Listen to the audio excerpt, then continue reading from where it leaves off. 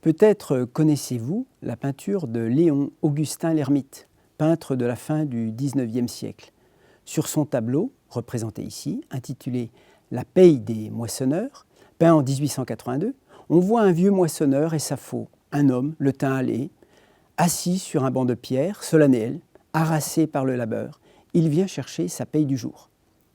Peut-être connaissez-vous aussi le tracteur Magnum CVX, mis en service en 2016 par la société américaine Case IH. Un tracteur automatique, sans chauffeur, annonciateur du monde des robots agricoles qui arrive.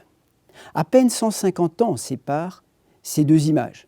On passe en moins de 150 ans, en effet, de la civilisation paysanne, millénaire, et son image rassurante d'une France rurale laborieuse, au monde des machines hyper technologiques, un monde froid, presque virtuel, où l'homme devient secondaire.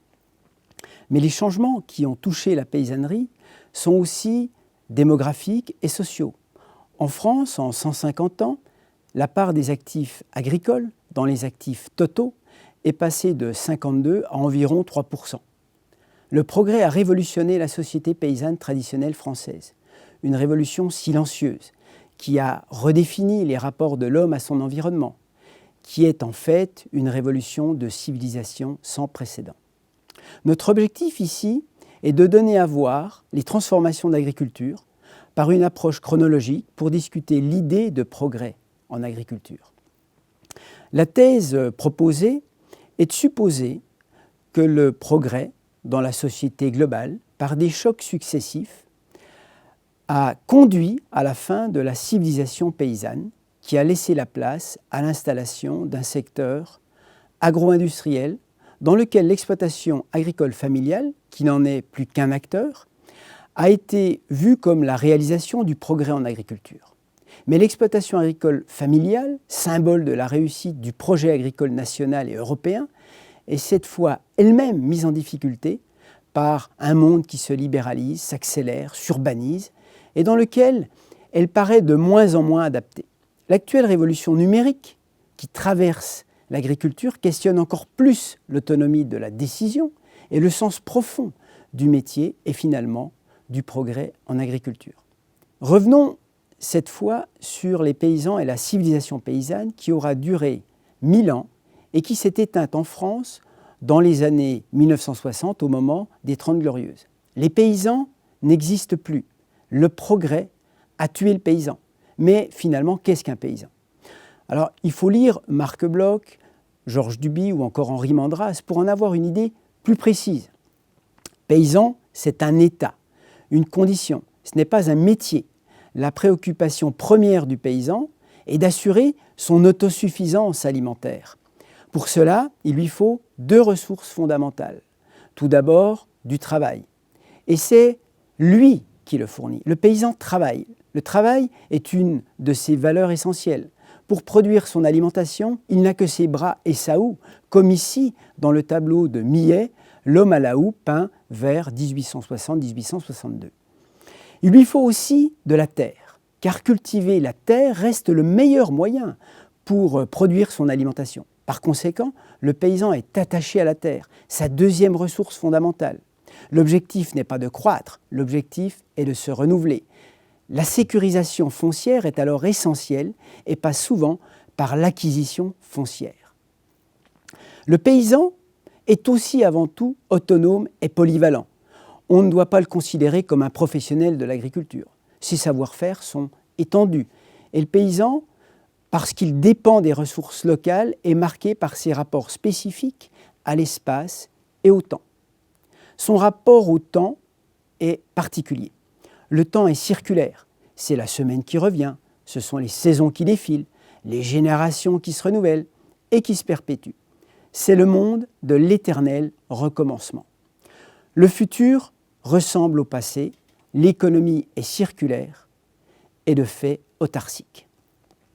Son rapport à l'espace est aussi très particulier.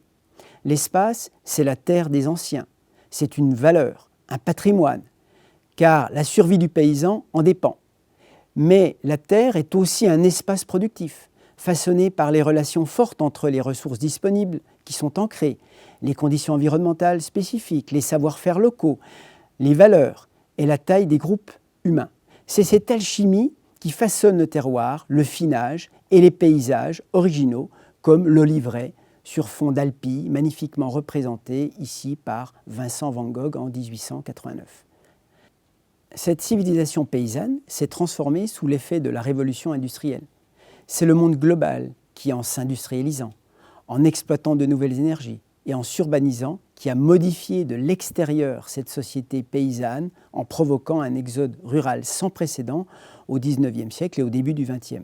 En 60 ans, de 1851 à 1911, la population urbaine va doubler, passant de 9 à 18 millions d'individus, et le rural va perdre 5 millions d'individus. Parallèlement, le monde paysan connaît cette fois de l'intérieur un lent mouvement de spécialisation de ses activités vers la seule production de produits agricoles destinés à l'alimentation.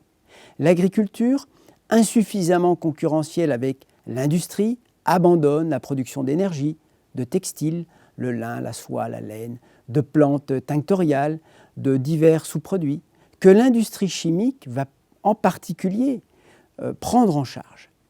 La paysannerie connaît ainsi un lent déclin en résistant toutefois à cette première révolution industrielle.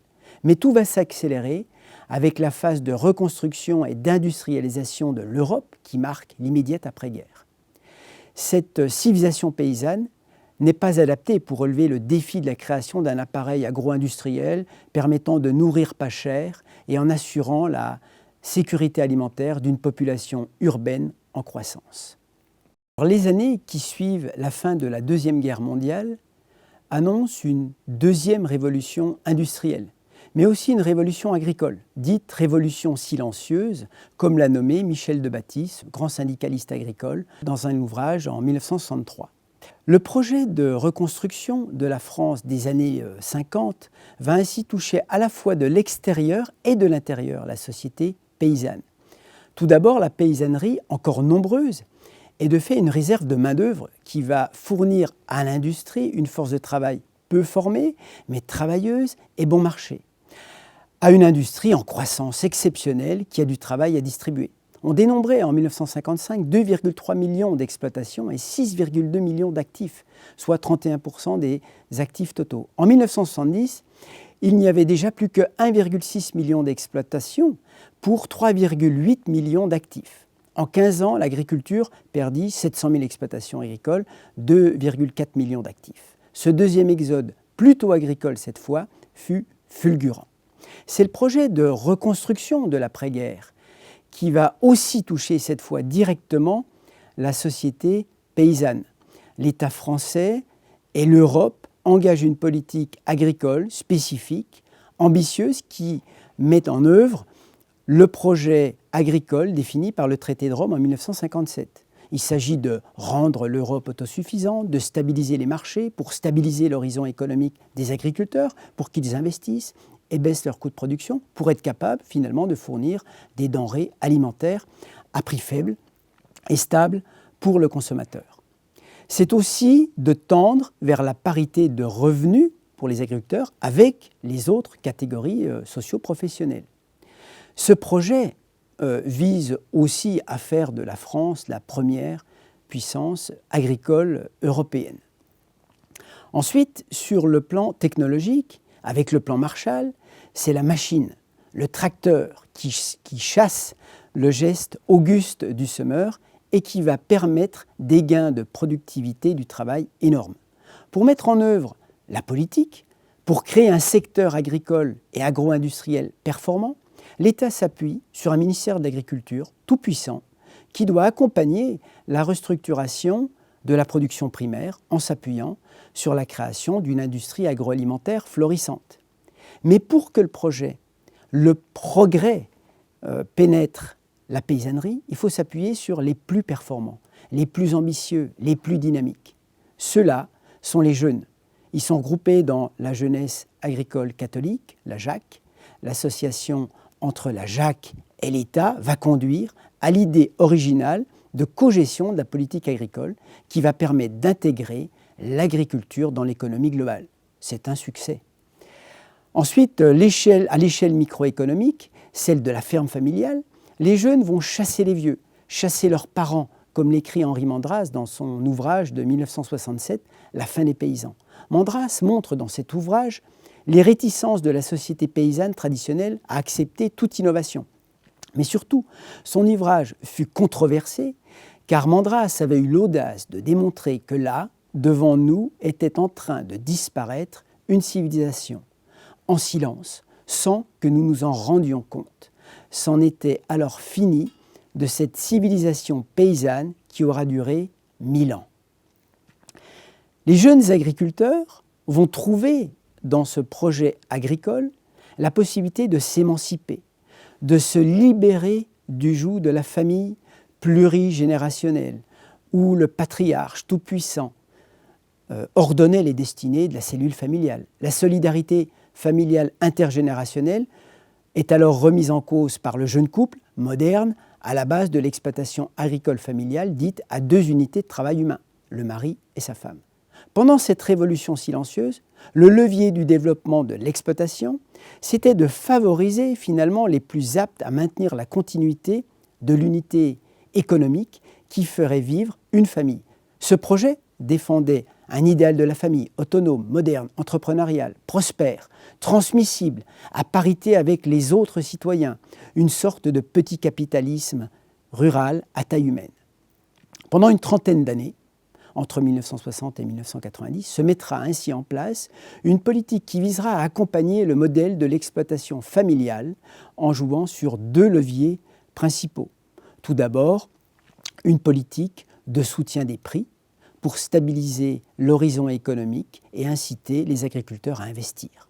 Un deuxième levier, une politique des structures pour moderniser l'appareil de production avec des actions concrètes, le remembrement, le drainage, des zones humides, l'irrigation, l'acquisition de matériel et de bâtiments modernes, et bien sûr la diffusion par l'appareil de développement des techniques développées par la recherche.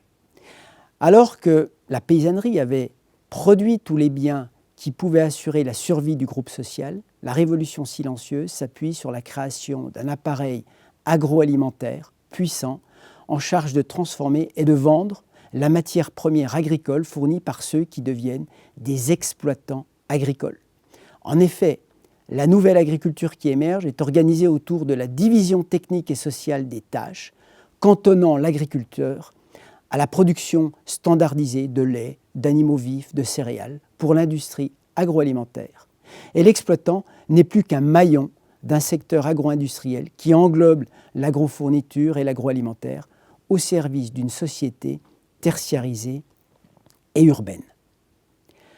L'avènement de l'exploitation agricole et la fin des paysans consacrent la fin du temps circulaire et l'avènement du temps linéaire, de la projection dans le futur, un futur annonciateur d'un monde meilleur, un futur qui ne ressemble plus au passé. L'exploitation agricole a désormais des projets.